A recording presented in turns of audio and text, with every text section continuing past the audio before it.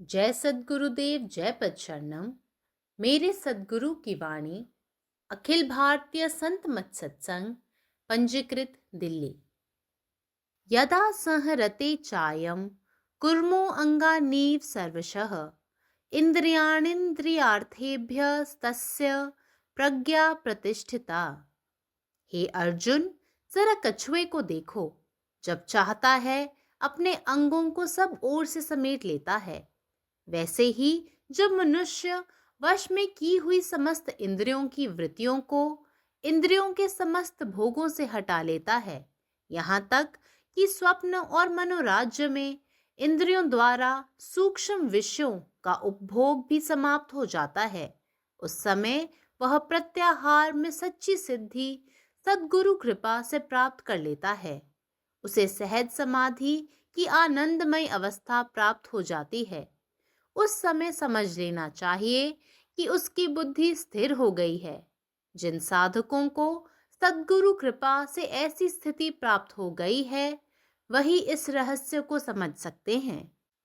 After explaining that a perfect one is A, ever satisfied in the self, B, that he lives in perfect equanimity in pleasure and pain, and C, that there is in him a complete absence of attachment to rejoicing and aversion. Here it is mentioned that a man of steady wisdom has the special knack of withdrawing his senses from all the disturbing fields of objects. Withdrawal of the senses is pratyahara. The mind has a natural tendency to run towards external objects.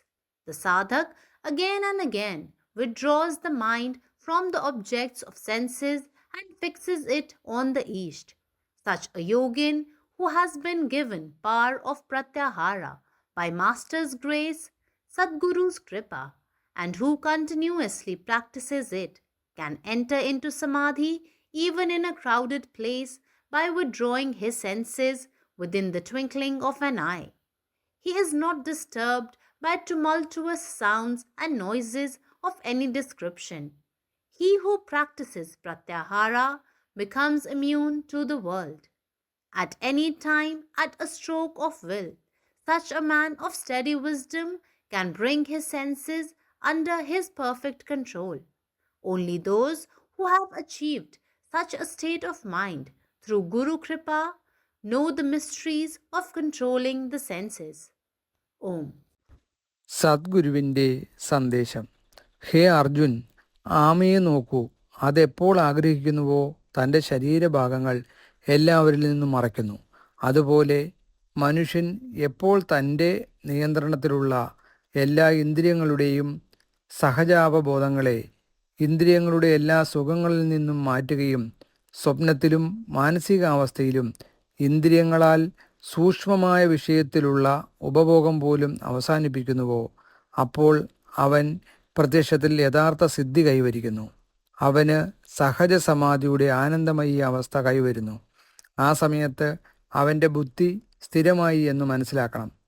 സദ്ഗുരുവിൻ്റെ കൃപയാൽ ഇങ്ങനെയൊരു അവസ്ഥ കൈവരിച്ചവർക്ക് മാത്രമേ ഈ രഹസ്യം മനസ്സിലാക്കാൻ കഴിയൂ. പരമാത്മാവ് നീ തന്നെ, നിന്റെ ആഗ്രഹം പൂർണ്ണമാകട്ടെ. జై సద్గురుదేవ్, జై పదశరణం.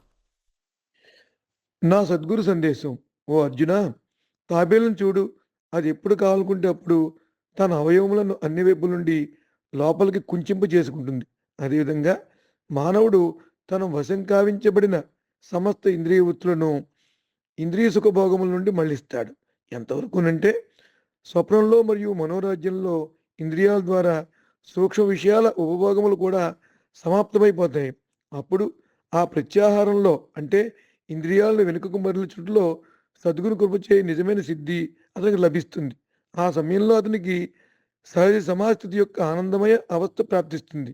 అప్పుడు అతని బుద్ధి స్థిరపడింది అని అర్థం చేసుకోవాలి. ఏ సాధకునికి సద్గురు కృపచే అటువంటి స్థితి లభించిందో వారే ఈ రహస్యాన్ని అర్థం చేసుకోగలరు. పరమాత్మ మీరే ఉన్నారు, మీ ఇష్టమే నెరవేరాలి. జై సద్గురుదేవ్, జై పద శరణం. अखिल भारतीय संत मत सत्संग पंजीकृत दिल्ली। मुख्यालय B20 CC colony, Rana Pratap Bagh के सामने, दिल्ली, सत्संग आश्रम, संत यशरूप तपोभूमि परिसर, अनंगपुर, जिला फरीदाबाद, हरियाणा।